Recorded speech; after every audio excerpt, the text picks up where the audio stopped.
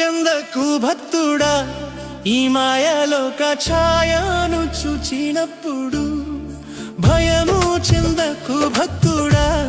ఈ మాయలోక ఛాయను చూచినప్పుడు భయము చెందకు నీకు జయము దయచేయువాడు భయము చెందకు నీకు జయము దయచేయువాడు దేవుడే యెహోవాయున్నాడు